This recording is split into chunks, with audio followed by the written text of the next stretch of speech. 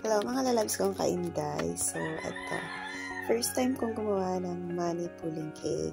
So, na-encourage lang talaga ako kasi meron akong suki na talagang makapuno laging in-order nila sa akin. So, since syempre maliit yung cake natin, hindi naman siya ganun kataas. So, nag-doubt ako. Tsaka first time ko talagang gumawa nito mga lalabs. May mga nag-order na sa akin noon, pero sabi ko, kaya ko kaya.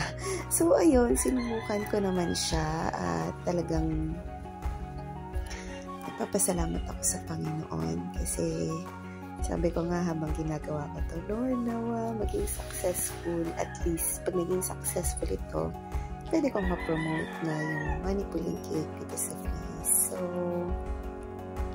as usual, ginawa ko yung mga designs sa ube makapuno cake natin. Kasi ito yung lagi nilang in-order sa akin eh. Ayan. So, sabi ko, talaga, sabi ko, pwedeng paki-video.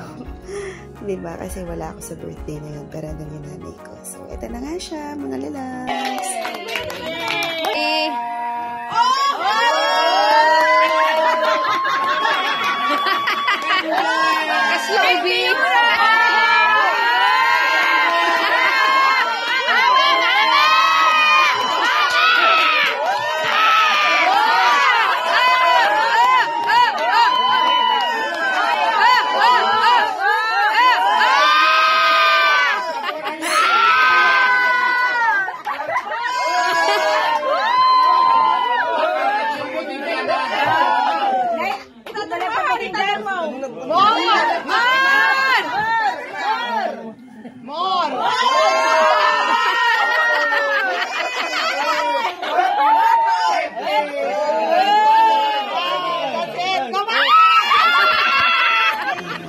Glory to Jesus kasi successful siya.